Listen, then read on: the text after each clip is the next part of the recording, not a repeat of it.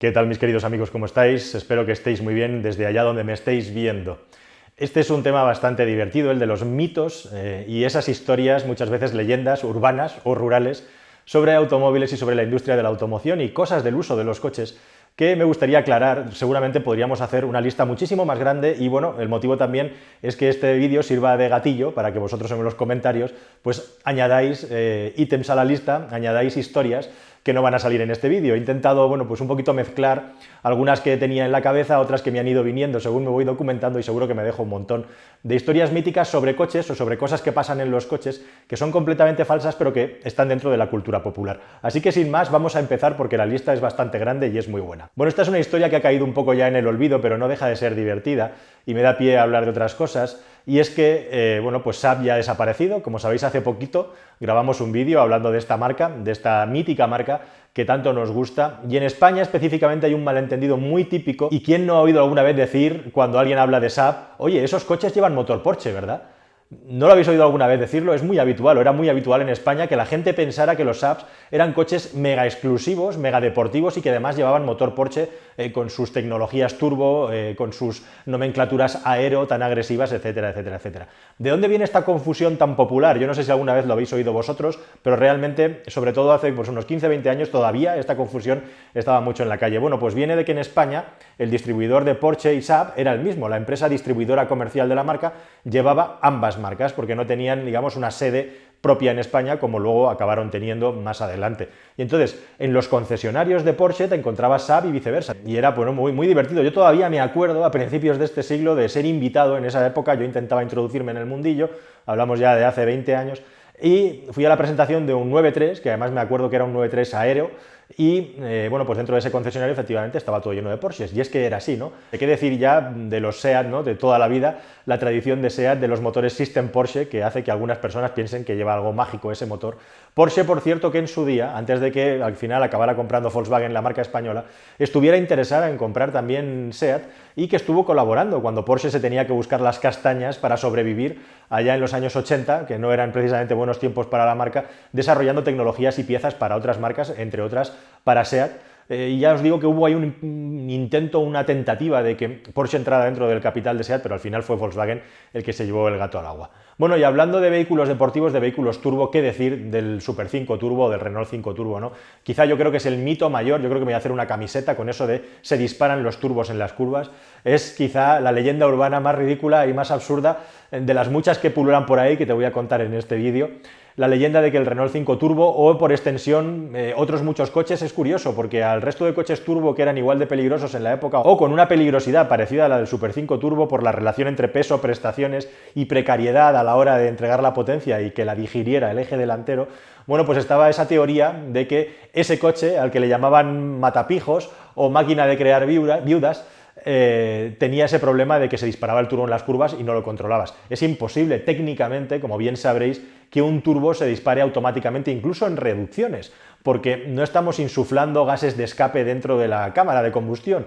Entonces es directamente imposible. Un turbo funciona porque hay una turbina girando que se mueve con el gas a alta presión que sacan los cilindros, los gases de escape. Si no hay gases de escape no puede haber presión del turbo, luego no se puede disparar jamás en la vida un turbo en reducciones o con el pedal del acelerador levantado. Lo que pasaba en los 5 turbo, como os explicaba en el vídeo anterior sobre los problemas de los motores turbo, pasaban dos cosas, es que la potencia entraba con mucha fuerza, con mucha brusquedad y además con retraso.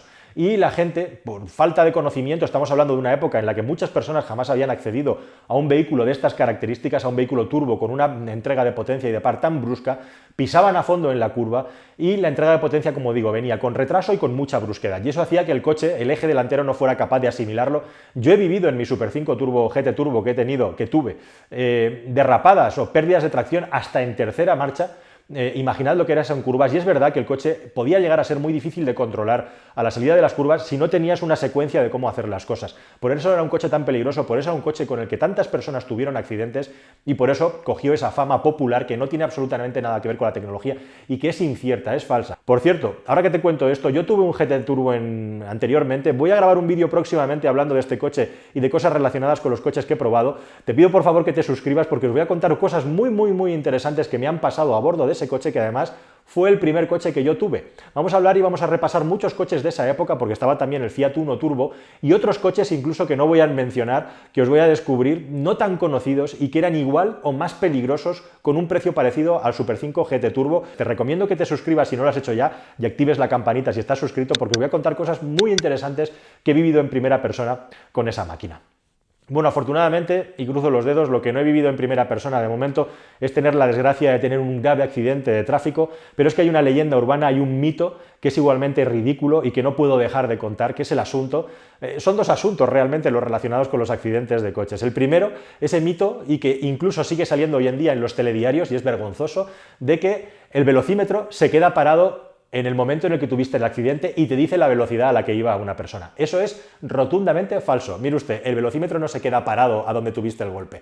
El velocímetro se queda parado a donde le da la gana por los distintos golpes, vueltas de campana o la dinámica que haya tenido el accidente en el que te has dado la leche.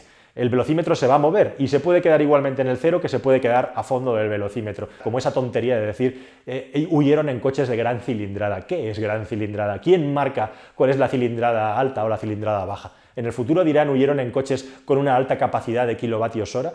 Igual que es ridículo también esa leyenda urbana que ha salido en los últimos tiempos, esas cosas que se comparten, de que los reposacabezas del coche sirven para abrir las ventanillas del vehículo con motivo de que tengas un accidente o para poder salir de él en caso de que haya algún peligro, como que te estés hundiendo o como directamente que el coche se esté quemando. Bueno, si tienes que hacer eso, desde luego puedes intentar utilizar los reposacabezas, pero si te fijas, lo que tienen es una forma para poder encastrarse y quedar perfectamente fijados. Para lo que sirve un reposacabezas no es para abrir las ventanillas en caso de emergencia, ni tampoco para llevar la cabeza recostada cuando vas conduciendo. Sirven simple y llanamente para llevarlos cerquita de la cabeza y si tienes un accidente que no tengas un latigazo cervical.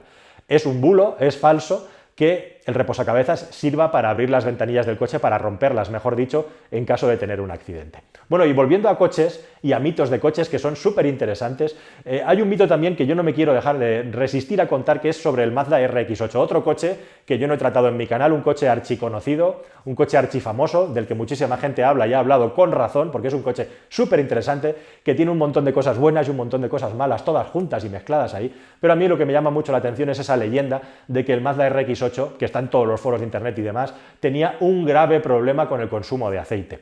Es muy llamativo. Bueno, efectivamente, sí, es verdad que este coche consume aceite y además es verdad que al ser un motor rotativo necesita un aceite específico y necesita estar muy pendiente porque tiene un consumo de aceite mayor que la media. Pero ojo, mayor que la media de los coches normales que hay en la calle. Lo que nadie dice es que hay muchos coches en el mercado que tienen un consumo de aceite idéntico al del RX-8.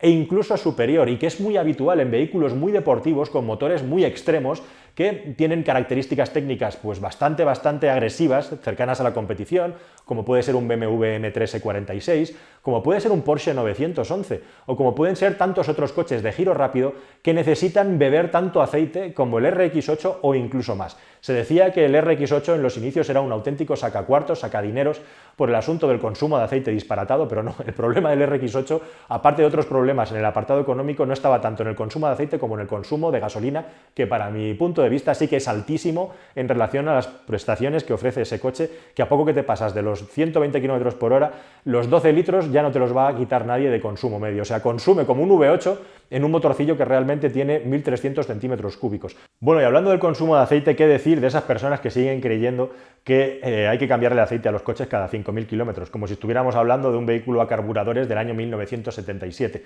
Todavía hay muchas personas que tiran el dinero o que tienen la obsesión de que si cambian el aceite de su coche cada 5000 kilómetros le va a durar más el motor, cuando hoy en día tenemos aceites sintéticos con una calidad impresionante con los que tranquilamente, salvo que estemos haciendo, con dos salvedades, que estemos haciendo una utilización muy extrema de nuestro coche, que esté constantemente funcionando en condiciones extremas, por ejemplo, yo que sé, un taxi, o por ejemplo que tengamos un vehículo de muy altas prestaciones cuyos aceites, como os acabo de decir, tienen unas características o unos cambios específicos que no se corresponden a la normalidad. La normalidad es que hoy en día los coches salen de fábrica con aceites long life que tienen 20, 30 y en algunos casos hasta 40 y 50.000 kilómetros de duración. Sobre esto, si queréis, podemos hablar en otro vídeo próximamente, pero si pones un buen aceite sintético en tu motor, 10, 12, 15.000 kilómetros tranquilamente, si además vas revisando el nivel de aceite pues cada 1000 kilómetros o así, que es lo que tienes que hacer, no hay ningún tipo de problema. Eso de cambiar el aceite cada 5000 es una época pasada, pretérita, con aceites minerales, con unas propiedades muy inferiores a las que tenemos hoy en día y con unos motores igualmente que para nada tienen que ver con los estándares de fabricación de los motores de hoy en día. Así que ya lo sabes. Igual que deberías de saber, este también es un mito bastante irritante, eso que se dice que los coches, por tener tracción a las 4 ruedas, por ser 4x4, en vehículos deportivos sobre todo, tienen más estabilidad, y repito y subrayo estabilidad, que un vehículo con 2 ruedas motrices. Esto es rotunda y absolutamente falso. Los coches 4x4 no tienen más estabilidad en las curvas. Los vehículos con tracción a las 4 ruedas tienen 2 características básicas. Al repartir la tracción entre las 4 ruedas, en determinadas circunstancias o en determinados modelos puede que tengan más capacidad para transmitir la potencia al suelo y por eso tengan una capacidad para salir de las curvas acelerando más y mejor, es decir, traccionando más y mejor, no con mayor estabilidad. Pero en condiciones de igualdad y sobre todo en seco y con buen agarre y con buenos neumáticos, no solamente un 4x4 tiene más estabilidad que un vehículo de tracción a las 2 ruedas, es que incluso puede tener menos, porque hay que tener en cuenta que a igualdad de motores, de suspensiones, etcétera, un vehículo 4x4 siempre va a tener un añadido de peso, que lo que sí que va a traer es un aumento en el consumo, ni que sea mínimo, dependerá del modelo, y también un aumento en las inercias, o sea que si nos ponemos ya a hilar muy fino, es posible incluso que un vehículo de 2 ruedas motrices con muy buena motricidad al suelo, y hoy en día hay coches brutales con 300 caballos en ese sentido, verbigracia el Renault Megane Sport, por ejemplo, ¿no? Pueden ser incluso más eficientes, más efectivos a la hora de pasar por curva, tener un paso por curva más alto que un vehículo 4x4. Eso sí, el vehículo 4x4, a la hora de dirigir la potencia al suelo, como la puede repartir entre las 4 ruedas y además con la electrónica incluso se puede repartir entre ejes, puede llegar a ser, y es en muchos casos, más eficiente a la salida de la curva, es decir, acelerando. E igualmente, qué decir ya si el suelo está mojado, si el suelo está lloviendo y está muy húmedo, o si el suelo tiene gravilla o cualquier superficie deslizante, ahí un 4x4, de nuevo, en motricidad va a tener una ventaja a la salida de las curvas, pero nunca jamás es un vehículo más estable por el hecho de tener tracción a las 4 ruedas. De hecho, lo más probable es que gaste más e incluso pueda tener un paso por curva un poquito peor o necesite unas suspensiones con un extra para llegar a igualar un vehículo de 2 buenas ruedas motrices por el sobrepeso que va a llevar. Bueno, este es un mito también nuevo, no me voy a referir solo a cosas antiguas, y está relacionado con los automóviles eléctricos. Y es una cosa muy llamativa porque la gente se hace un poco el lío.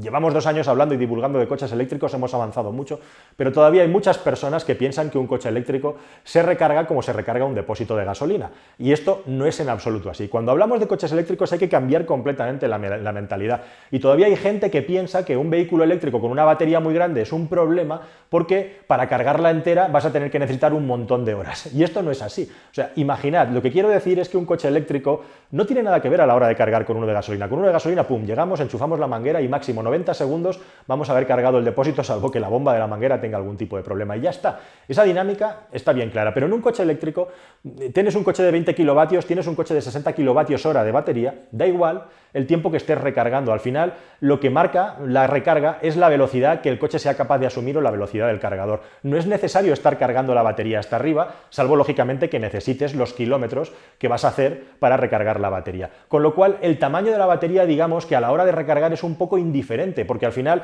tanto tiempo has estado cargando a igualdad de capacidad de carga de la batería, tanto tiempo has estado cargando, tanto tiempo vas a tener de autonomía en tu vehículo independientemente del tamaño de la batería. Sí, si nos ponemos pejigueros, el que tenga la batería más grande posiblemente va a tener un consumo un poquito peor porque tiene mucho más peso. Pero bueno, depende del tipo del coche. Un coche con 64 kilovatios hora o 75 como un Model 3 tiene menos consumo, bastante menos consumo de electricidad que un sub eléctrico con 40 kilovatios hora de batería o con 60. O sea que esto tampoco es una norma. La cuestión aquí es que un coche eléctrico, olvidémonos, ¿no?, de llenar hasta arriba la batería. Lo que tenemos que hacer es que siempre que el coche esté parado, intentar tenerlo enchufado para tener la máxima disponibilidad de kilómetros. Pero no pensar que en un coche eléctrico el procedimiento es cargo la batería, se descarga completamente, la vuelvo a cargar como pasa con los depósitos de coche. Entonces estaremos haciendo el tonto. Los coches eléctricos, siempre que estén parados, enchufados. Hasta el 80%, 85% y nunca pasar por debajo del 10% si se puede. Y si tenemos el coche siempre cargado y necesitamos el 100% de la batería, pues lo dejamos cargando al 100%. ¿Que no necesitamos el 100% de la batería? Pues al llegar al 80% más o menos con nuestro móvil, paramos la carga de la batería a distancia y se acabó. Pero el coche eléctrico siempre tiene que estar enchufado a poder ser. No vamos a hacer eso de vaciar el depósito de electrones y volverlo a llenar, ¿de acuerdo? Bueno, otro mito también que me hace mucha gracia, y de este no se habla mucho, es el famoso eje autodireccional que se puso de moda durante una época y que va volviendo, es como una especie de guadiana esta tecnología. En los últimos tiempos, como os hablé aquí, hemos hablado también de los vehículos de Infiniti y de Renault con el sistema Ford Control, súper interesante. También lo tiene Porsche ahora, lo tiene BMW, cada vez más marcas lo están implementando para que coches grandes o coches que ya tienen un comportamiento dinámico muy bueno puedan pasar a una nueva dimensión y ser todavía mejores. Es el caso de BMW, es el caso de Porsche con los 911, que incluso tienen estabilizadores del motor para que el centro de gravedad, ese peso del motor, esté siempre en el sitio. Es un refinamiento ya impresionante. Pero, amigos, en los años 90, inicios de los 90, cuando los japoneses estaban investigando cómo hacer eso, la dirección a las 4 ruedas, en coches como el Prelude, resulta que llegan y nos venden que el Citroën ZX tiene un eje trasero autodireccional. Bueno, pues esto no es cierto y este es un mito que hoy en día todavía hay cierta confusión. Efectivamente, el eje trasero de Citroën ZX tenía una característica muy peculiar y tenía un efecto autodireccional. Tenía efecto autodireccional, lo que no quiere decir que sea un eje dinámico o activo que es capaz de mover las ruedas traseras de una manera independiente. Y lo más divertido y quizá lo que menos se sabe de toda esta historia es que Citroën nos vendió esto como un invento interno, pero hay mucha información que indican que esto fue descubierto por casualidad y que realmente fue un error afortunado. Mercedes, por ejemplo, metió la pata a fondo con el Clase A cuando le hicieron la prueba del alce volcó y eso obligó a poner el ESP y el ESP se popularizó gracias a ese error. Bueno, pues cuenta la leyenda, bastante cierta parece ser, que resulta que esos tacos de goma que iban colocados como una especie de silent block se pusieron ahí por una cuestión de diseño de la suspensión y cuando empezaron los probadores a darle zapatilla al coche, esos tacos de goma no aguantaban y tenían más flexibilidad de la que estaba calculado o previsto que tuvieran. Pero justamente en lugar de ser negativo, los probadores notaban que eso ayudaba mucho a que el coche se inscribiera mejor en las curvas gracias a su eje trasero, que tenía ese cierto juego en las ruedas. Así que de un fallo, de una metedura de pata, Citroën, con muy buen criterio, acabó sacando provecho y acabó vendiendo que su ZX tenía un eje trasero autodireccional y esto acabó siendo algo que dentro del grupo, bueno, pues lo estuvo colocando y vendiendo durante un tiempo, pero realmente eran unos tacos de goma flexibles que había que ir cambiando con el tiempo para que dieran un resultado correcto y bueno. Y vaya si lo daban, porque desde luego el Citroën ZX y especialmente el 16 válvulas, ¿no?, que es un coche mítico, tenía un comportamiento dinámico tan bueno y tan alegre en cuanto a la conducción que prácticamente no tenía rival en su categoría en su época. Así que de un fallo, de un mito, podríamos decir, acabó saliendo un coche con una cosa bastante pedestre, unos simples tacos de goma flexibles, por decirlo así de una manera bastante, digamos, breve, pero que tenían un resultado en el mundo real buenísimo. Ese es el famoso eje trasero autodireccional de Citroën. Bueno, ya para terminar, un último mito también que os quería contar, y esto quizá juega mucho la comercialización de los coches, las marcas, el marketing, y es el asunto de los faros y la iluminación. Yo he podido vivir la transición de los faros halógenos a los faros de xenón y de los faros de xenón a los faros de LED. Este tema me lo voy a dejar un poco también para hablar en un futuro vídeo. Ya os digo, os insisto que os suscribáis, que vamos a traer cosas muy curiosas e interesantes sobre esto, pero hay el mito de que los faros de LED hoy en día son la panacea, son lo mejor del mundo. Yo he tenido ocasión, como digo, no solamente estaba pensando de pasar del halógeno al LED pasando por el xenón, sino que también he tenido ocasión de probar los faros láser en el Audi R8. Y la verdad es que existe el mito de que los faros de LED son los mejores faros a la hora de alumbrar en la carretera y esto no es cierto, pero todavía más. Es que un faro de xenón, por el hecho de ser de xenón, tampoco tiene que ser mejor que un buen faro halógeno. De hecho, yo he tenido ocasión de probar coches de Volvo y coches de Saab hace años, con una capacidad y un nivel de iluminación muy superior al de muchos coches que llevaban faros de xenón. Había faros de xenón y hay faros de xenón que son bastante malos. Pues con los LED pasa exactamente igual. De hecho, hay varios tipos de faros de LED y hay varios tipos de capacidad de iluminación y esto como marketing se ha vendido cuando realmente puede llegar a haber, ya no hablo de xenón, faros halógenos de pata negra que sean mejores que un LED del año 2020. O sea que mucho ojo con los faros LED que te venden, infórmate bien cuál es la capacidad lumínica que tienen. Por supuesto, los faros LED tienen mucha ventaja y su crecimiento es imparable por el hecho de poder colocar matrices de LED que hacen que puedan iluminarnos la carretera de manera dinámica, taponar coches que vienen de frente para no deslumbrarlos y seguir iluminando toda la carretera. Tengo vídeos grabados al respecto que espero poder publicar próximamente para explicaros, pero hasta que llegaron los LED esto se hacía con sistemas móviles, con máscaras que iban tapando de manera dinámica los faros de xenón. Y esto afortunadamente ha pasado a una nueva generación en la que la matriz LED, con muchos faros de LED, es capaz de iluminar y apagar de manera selectiva y esto es muy bueno y muy interesante para una conducción nocturna. Pero ojo, que no todos los faros de LED son iguales, no todos los faros de LED son igual de buenos y un buen faro halógeno incluso hoy en día puede competir perfectamente con muchos xenón mediocres que hay en el mercado y que además se iban apagando y perdiendo intensidad con el paso de los años y por supuesto también con muchos faros de LED que respecto al xenón por ciento tienen la ventaja de que se apagan y pierden intensidad mucho menos que ocurría con los faros de gas. Así que nada más, queridos amigos, espero que esta disertación te haya parecido interesante. ¿Conoces algún mito o alguna historia sobre motores, coches o cuestiones relacionadas con los coches que no haya contado en esta lista? Ahora os toca seguir conmigo, mirad el próximo vídeo que es muy interesante igualmente y nos vemos en el siguiente. Hasta la próxima historia, amigos. Adiós.